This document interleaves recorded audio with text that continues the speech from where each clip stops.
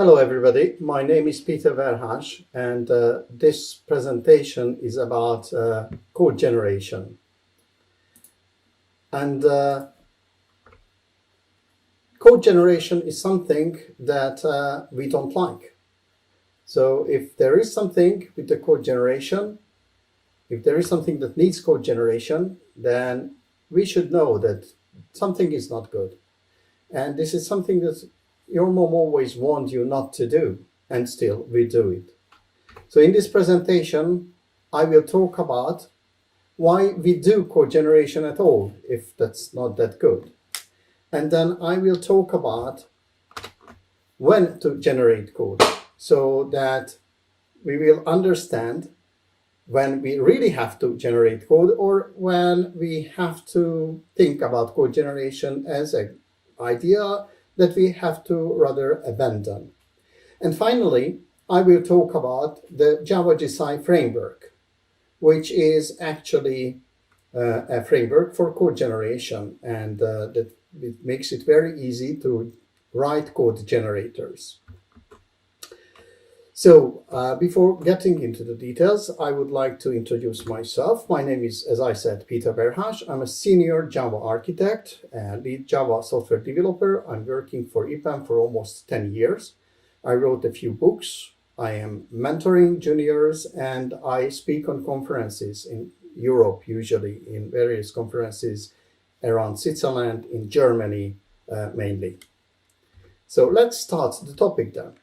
First section, why do we generate code? So the first thing is that we do generate code for a long time. It's not a new thing. The C programming language had a preprocessor, and Java doesn't have it, but C had, and it was a kind of code generator. And also when we were programming things in C, like syntax analyzers, then we were using Yawk, Lex to generate code, to generate syntax analyzer or to generate a lexical analyzer. And they are fairly popular. And also, when we are doing in Java, then we have, instead of Yawk, we have ant.lr, which is very much similar purpose than Yawk was. And we have a very popular software, Mapstruct, which generates Java classes that transfer data between different business objects. And then we have the IDEs generate hash codes for us. So when we are using an IDE and we want to have a hash code, we hardly ever code the hash code method manually. We ask the IDE to do it for us. And the same for equals, getters, setters. And well, yes, there are some of the languages that have it, but we are programming in Java, so we generate it. And there is Lombok, which is a kind of code generator. So let's say that this is something that's really very popular and is fairly common to have code generation. But the question is why? Why do we do code generation? And then the answer is that something is not good. Something should be amended. The language does not support syntax parser description. Why should it? Or it doesn't support bean field transfer declaration. We can transfer data between different beans, between different fields of the different beans in a programmatic way, but not in a declarative ways. And then the language doesn't support getters and setters and hash codes in a declarative way. We have to write the code for it. There are languages that do that support like C# or Swift or Kotlin, for example. It supports getters and setters. You can just write that this is a field and the standard basic setter and getter should be like if we wrote that. Or there is something special that the language doesn't support. Then we are using code generator, source code generator that generates it for us. But generally, it's not only the programming language. that may need be amended, which is not perfect. There can be something else that's not perfect. Because if the programming language is not good enough, okay, it can happen, but it can happen that the framework that we are using is not good enough. And then what should we do? Well, one possibility is that we use a different framework if there is a newer and better one, and I recommend that. But there is another possibility that, and we see that the framework is not good enough, then let's write a framework. And that's actually the very special cookbook for project failure. You shouldn't write a framework unless the project is to write a framework. But if you want to write a framework because the framework you selected for a project is not good enough, then you abandon the project instead of you start writing a framework, and that's not good. And last but not least, it's possible that the developer is not good enough. The fundamental reason is generally redundancy. And if we look at it, the language cannot be overbloated. So do you really want Java to support SOAP, for example, directly on a language level?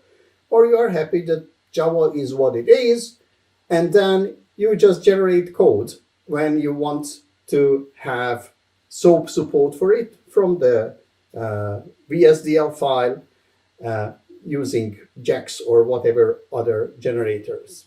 Or do you want Java to support equals, hash code, setters, and getters in a declarative way, or you are happy that we can just generate it? Well, maybe different than in case of SOAP. These answers need not be the same all the time. Some people would like to have even SOAP support in Java. Other people are okay even without having hash code, setters, getters, declarative way, without using Java without these. But there are other things like automatic delegation to a field when we prefer composition over inheritance. And what can we do with the framework? Well, I was talking about it. It's given, and we shouldn't really modify the framework itself. And what can we do with the developer? That's an interesting question. Because if you are the developer and you are not good enough, then you should learn. No question, really. You should develop yourself. But if you are thinking about developers generally, if you are thinking about what kind of code you write, and you think about the people who will maintain it later on, even if you are an old senior and you create a code which is clean and nice, but uses very advanced techniques, uses a lot of features of the framework, and you know the framework very much, and you know the Java language very much, all the small details, and then you think about it, okay, this will be maintained in 2 years' time from now by some junior or mid-senior average developer. You always have to think about the average developer who is going to maintain your code. So you cannot increase the knowledge of the average developer if you think about average, because that's what it is. Average is average. So the fundamental reason for creating code is redundancy. All these things, as you will see it in the coming slides, can be explained by code redundancy. So let's talk a little bit about code redundancy. So what is code redundancy? Wikipedia says that in computer programming, redundant code is source code or compiled code in a computer program that is unnecessary, such as, and then there is a list of things which are redundant. But actually, I'm not talking about this, because if I'm talking about this kind of redundancy, then that's bad code. And we were not talking about bad code. We were talking about all the codes. I need a different definition of code redundancy. And this different code definition comes from information theory, IT, information theory. And in information theory, redundancy measures the fractional difference between the entropy Hx of an ensemble X and its maximum possible value at whatever. This is also from Wikipedia, but don't freak out. We are not using it, but this is the definition. We just don't use it as it is. It's enough if you understand that what it really means is that something is redundant if it can be compressed. Like if you take Apache Commons long source code and then you compress it, which I did, as you can see on the screen with a command line zip compressing, then it compresses the source code to the 18% of the original size. So it is saving 82%. Why? Is it because it's redundant code? No, actually that's not the reason. That's because language, programming language, how we communicate is redundant, so it's compressible.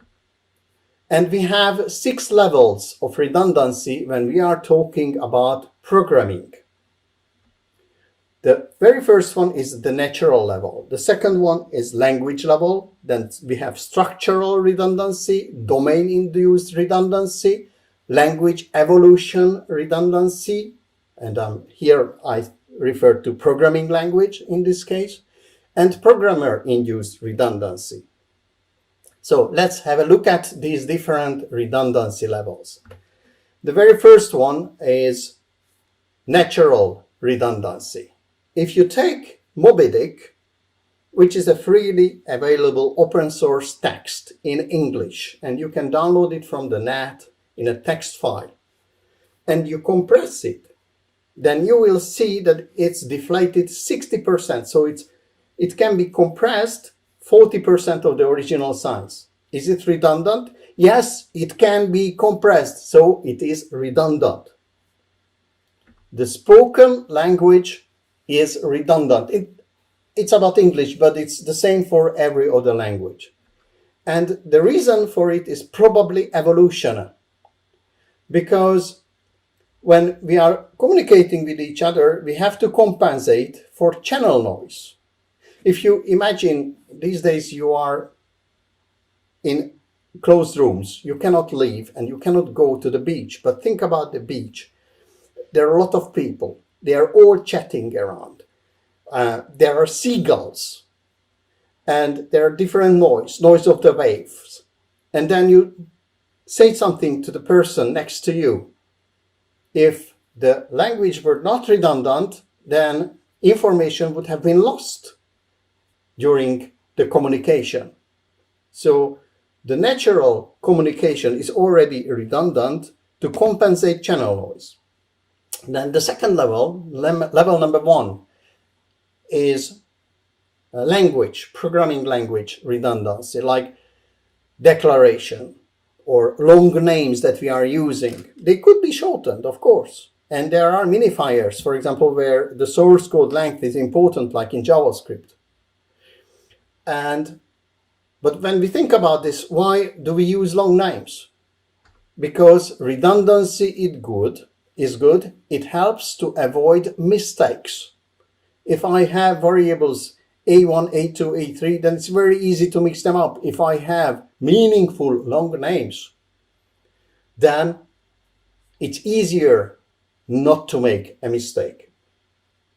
So this kind of redundancy corrects the noise between the source and the destination, which is actually inside the brain of the programmer. Then the next one is about the structural redundancy, which comes from the program structure. For example, if you change the signature of a method and it has different types of arguments or different number of arguments, then you also have to follow this change at every place where you are using this method. And if the method doesn't have arguments, then you should call it without argument. If the method has arguments, like these foxes have arguments, then you should take care about that arguments. The next one is domain induced. The programming domain we are dealing with, like syntax analysis or a special business program, it's a domain. And many times we find ourselves using a domain-specific language. Why is it so popular? Because the original language, the base language like Java, is not tailored to all and every specific need of the different domains. So we have domain-specific languages. But then domain-specific languages, compared if I translate them to the original language like Java, then it's redundant. The domain-specific language is shorter than the original code. And if it's shorter, it means that the same meaning is compressed. So it's redundant. A very simple example. Fluent API. Fluent API is when we have a method, when we have an object or a class that have different methods and the methods can be chained. That's called method chaining. But I also want to have some rules about how the methods can be chained, which method can follow which other methods, and so on. So, for example, if I define a Fluent API with a syntax, which says that, well, actually, I can define in an API a regular expression starting with the pattern method, and after that, I can use one of the methods, terminal, set, optional, 0 or more, 1 or more. These are methods. And these can come one or more times in any order. And at the end, after that, I can invoke, or I should invoke, the method get. It's a very simple and concise way to write down how a Fluent API for a regular expression describing class can look at. If I translate it into Java code that implements this Fluent API, and I will not get into the details how we can model a Fluent API with different classes and different interfaces, so that when we have code completion in our IDE, when I'm typing in pattern, then it will offer me terminal, set, optional, 0 or more, 1 or more only, and not the get, and only it will support and offer me to type get when I've already had one of these. So if I translated it, then we will get this one. This is actually a real example generated by Java Geci. This is actually the implementation of the same syntax that we see on the left side. It's redundant. It's much more simpler and easier to read on the left side. Then the next level, redundancy level 4, language evolution. Well, if you look at, for example, Java language does not support getters and setters. In the future, they may support it. But if we look at some example, like anonymous classes and lambda, anonymous classes were not supported by Java. And if I wanted to have something, lambda was not supported by Java. And if I wanted to have something like lambda, then I had to use anonymous class, or I could use some code generator for which I could describe something that looked like a lambda, but then it generated an anonymous class. And also switch case. I could have something which was like switch case, but I didn't. The language is evolving. There are debates if it's good or not good, if it could evolve faster or not. But that's again another topic. And then finally, the last level, level number 5, is the programmer-induced redundancy, which is the classic redundancy. This is really the very first definition of code redundancy that we have seen on the very first Wikipedia definition. The redundant code, which is unnecessarily, which is duplicated code, which is copy-paste or twin code fragments or things like that. And if we are looking at these levels again, then we can see that actually code generation should be used only in level 4 and level 3. So if we see something which we feel that needs code generation, then we have to see and identify why do we need this? Why the thing is redundant? Is it because natural language? Probably not. Language, structural? Structural could be, sometimes, but we shouldn't. If it's domain-induced redundancy or language evolution redundancy, then we definitely have to address this. And then we have to think about that. And if it's a programmer-induced redundancy, then it's a muddy area. You shouldn't do code generation for that. You should focus on level 3 and level 4. So when we are looking at code generators like hash code and equals, which are generated by the IDE or Lombok, these are code generators which address language evolution induced redundancy. If we look at code generators like AntLR or Mapstruct or the Java Geci framework example code generators, these are domain-induced redundancies. So during the second phase, the second section, I was talking about the different levels of code redundancy. And finally, in the third section, I want to talk about how to generate code and how to use Java Geci, which is a code generation framework.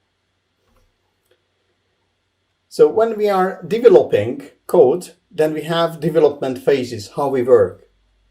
The very first phase is editing. Then we are compiling the code.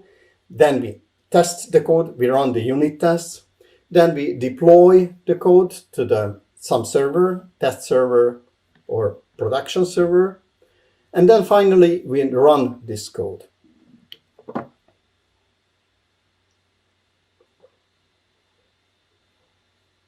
The question is, when should we generate the code? We can generate code during the editing phase. This is the manual execution, usually. That's how, when we are using an IntelliJ, Eclipse, or NetBeans, or whatever IDE, and we generate hash code and or setters, getters, that's the usual way. The problem with this is that if I generate an equals or a hash code and I insert a new field later on, I should remember to re-execute the code generation. Otherwise, the generated code becomes obsolete. And this is something that we do manually, and every manual work is prone to be forgotten. The next phase is compile time, and this is what annotation processors do, like Lombok. So it's possible. Then the next one is during test. That's an interesting thing, and actually I have another presentation on the 27th when I'm talking about how the idea was coming to do code generation during testing, but this is actually how Java Geci works. And then we can do during deployment, but I've never seen any example of that, because what you can do during deployment, you can do it in an earlier phase, or you can do it during runtime, which is not really a code generation, but if I very much want some contrived example, then it's a Java agent, what does modify the running code, but it's not source code generation. So why to generate code in the test phase? There are pros and cons. So the pro is that it's very easy to create new generators, because when you are running a test, a unit test, then you can get access to the structure of the code. Because when you are generating code, you usually generate code based on already existing code. You extend the already existing code. And when you are running the test, you already have the compiled code there. And it's very easy to use reflection and to get information about the fields, the methods, the structure of the classes. And the reflection API is well known, at least much more well known than the API for annotation processors. At least more people know reflection than annotation processing. And during testing, this is the only phase when you can access the source code, the text, as well as the compiled code. Because in any of the phases, you either have the text but not the compiled code, and later on you have the compiled code but you don't have the source code at hand. The test is the only phase where you have the source code and the compiled code as well. And if you do code generation during this phase, then it's a positive thing. And it's an advantage that the generated code can get into the source code system. So into Git or SVN or whatever you use, probably Git. What are the negative things? It's a little bit too late because the code was already compiled. So I want the generated code to be compiled. If I do it after compilation, then what? How will it get compiled? Well, actually, it has to be recompiled again. So it needs a double compilation if the code was changed. If the code generator sees that, oh, I generate some code, but it's already there because the code generator was running before, then actually it doesn't need to compile it again. There is also a negative thing, a drawback kind of, which we shouldn't underestimate, that it's very unusual. I do not know any other framework which does actually the same. And also there is a drawback that the source code which is generated gets into SVN or Git, which is a positive thing or is a negative thing. It depends on how we look at it. So if we look at, again, of the development phases, then we can see that the previous model was a little bit simplified because we edit, compile, test, then we use a continuous integration server. We compile it again, we test it again, and from there we deploy and run. And what happens if there are some bugs? Well, bugs are always there. They are unavoidable. Then first, if we discover it during the test phase on the development server, then we just don't go on deploying it onto the continuous integration server. We go back, we edit the code, modify it, compile it again, and test it again, and so on. And then we deploy it to the CI server, and then it gets compiled again, and then the tests are running again. And yes, it happens sometimes that the tests fail on the continuous integration server.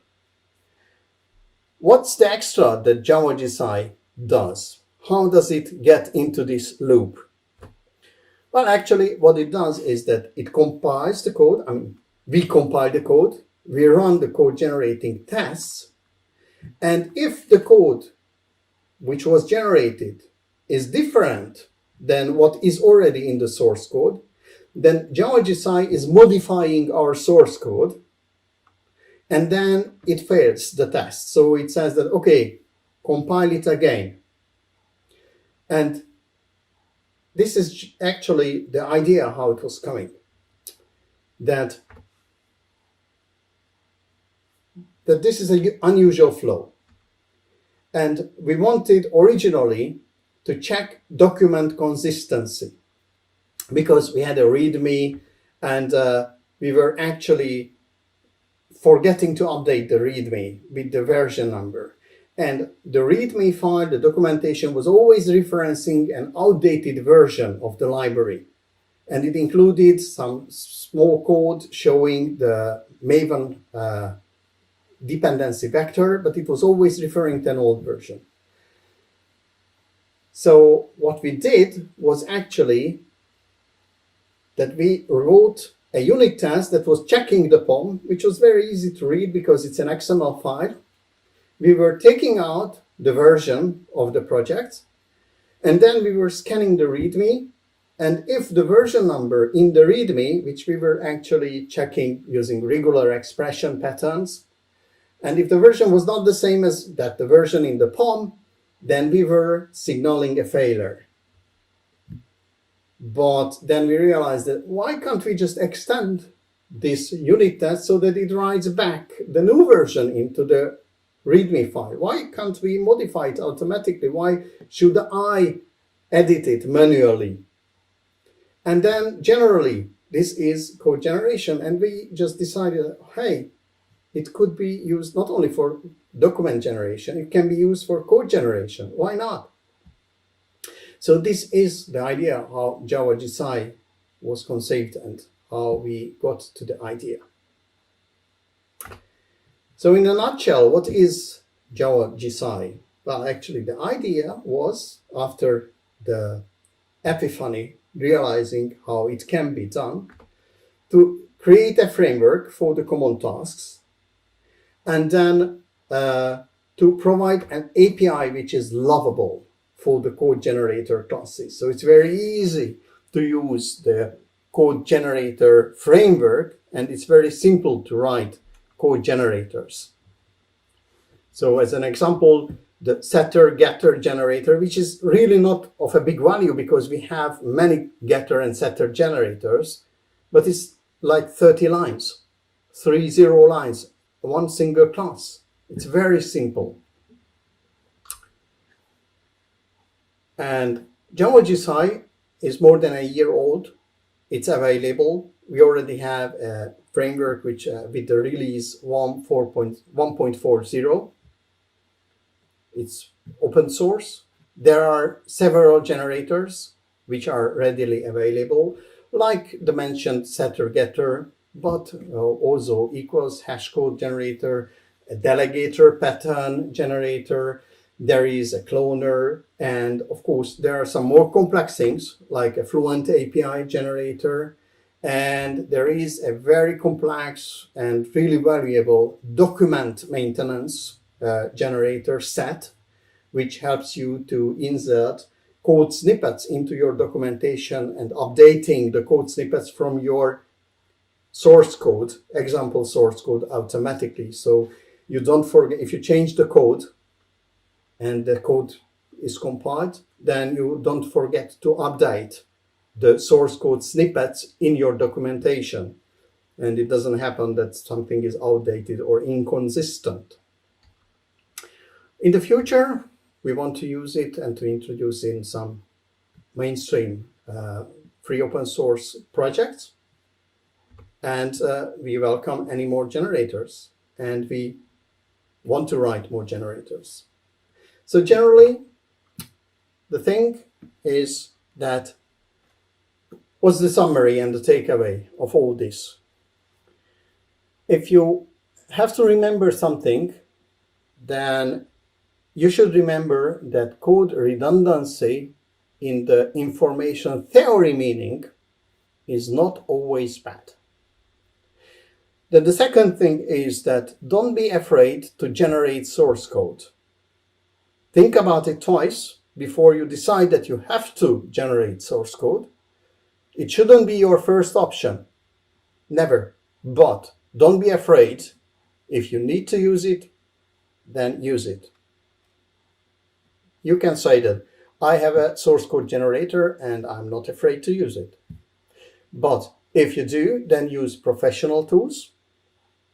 For example, use Java Geci to create your own generators, because that's the professional way, like we do in APAM. Thank you very much. And if you have any question, then I'm listening to you.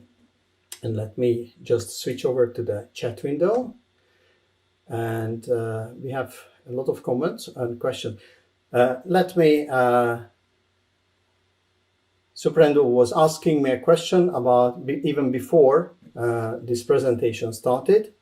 It says source code generators provided by IDE and plugins like Codota still require customization once generated. How Java Geci address these challenges?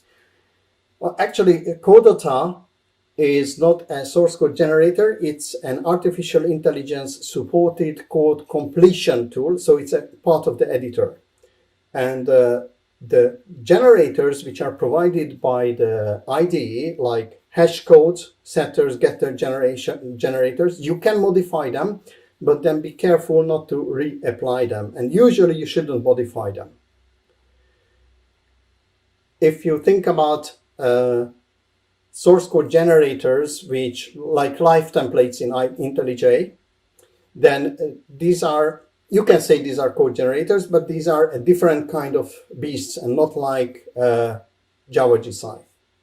So if you generate something with Java Geci, you can configure the generation flow because these generators can be configured, but then you should not manually edit the generated code. Because if you do, then you can, well, actually you can abandon the code generator afterwards. You can switch off the code generator for that very special part. Then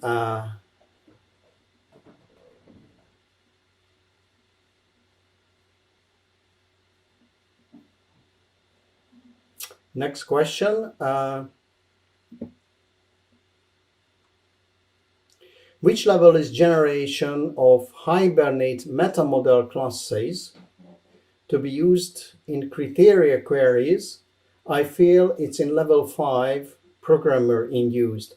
I'm not absolutely sure. It may be framework induced or it may be programming induced. If you are approaching the problem in a wrong way and you are absolutely sure that it could be done better, but the project is following an approach which is really not good and which is really something that's that you don't agree with, but that's fact of life, and there are a lot of code already in a wrong style, following some pattern that you may not be agreeable with, then you have to think about it. Okay, can I change all the code? Can I educate all the developers to a new style or a different style? Probably not. And probably if you have a legacy code, which is like 20 years old. I was working recently in a project that was using a code which was created during 20 years. And they maintained a 20-year-old coding style, and they were using 20-year-old approaches. And we decided not to switch because then the code style is not the same for the new part of the code and the old part of the code, and these were not easy to separate, so they were intermingled. And in this case, to use something to generate code could be an acceptable solution, and then in that case, it's level 5, programmer induced. Is it more acceptable to use a code generator than writing a framework? That's the question from Christoph. Okay, the major difference is that you can write a code generator in a very easy way. Then the code that you generate is there. And it's very easy to understand because if your code generator is not really wrong, then it generates code that could have been done manually. And if the project later is maintained and it's maintained by somebody who doesn't really understand the nifty details of the code generator, even though the code generator is probably very simple. It's just like 20, 30 lines or at most 100 lines, and then you already have a very complex code generator. Because even the Fluent API code generator is just a few hundred lines, but it's very complex. Then they can decide at any point that, okay, from now on, this code is maintained by juniors. We switch off code generation. We don't care about how the code was generated manually or by a code generator. And they keep on modifying the existing code as code generation never happened before. If you create a framework, they cannot say that, okay, this framework is too complex to maintain. We treat this like this homemade framework creation has never happened. It will not happen because the framework is there. You cannot avoid the framework. You cannot drop off the framework because then your code doesn't work. You can throw away the code generator. You cannot throw away the framework. If you have a framework, a homemade framework, then you will carry on this framework as a legacy. If you use a homemade code generator with a general purpose code generation framework, by the way, but still a homemade code generator, you can throw it away and go on without it if you decide that way. That's the major difference. How often is code generation is used in EPAM projects? How much original code is usually there? I cannot tell you generally. As you can see, this Java Geci is not an official EPAM project. It's an open source project, kind of hobby project, which is encouraged many times by EPAM, so the people do that. And you are free to give it a try. Thank you very much. I still can wait a few minutes, and if you have any question, then feel free and type in some questions, then I will come back and answer those questions as soon as you type it in. Thank you.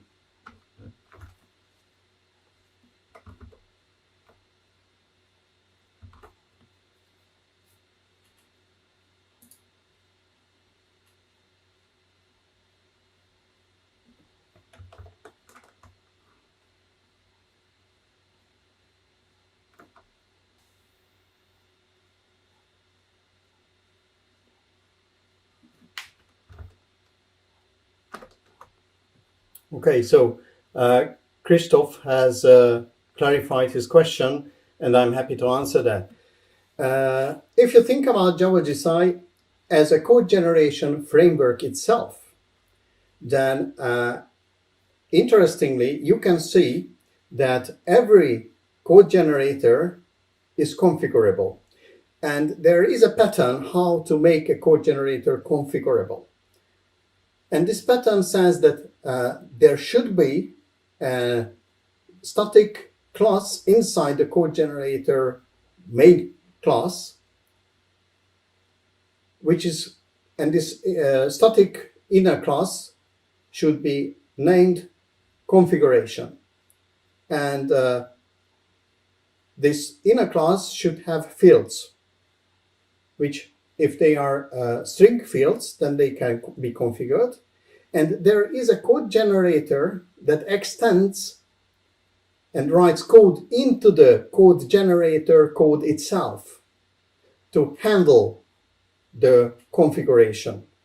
So in this sense, to follow some certain pattern and to overcome the shortage of the Java language that it doesn't actually support a very specific configuration handling, a code generator is used inside the Java Geci code generator framework. So it's a recursive usage, which is very interesting, especially that the code generator configuration generation, which is a code generator, is configured using by code which was generated by itself, which you cannot do with a dynamic code because it was generated with a previous version, and then it started to use the configuration, and then it was regenerated exactly the same way, but this time it was already configurable. So I think that you can use code generators when you are creating a framework, just in any other way as you are using code generators for anything else. If you have a very specific business domain, and the framework is usually for a specific domain, and if the language doesn't support it, then yes, you can use code generators.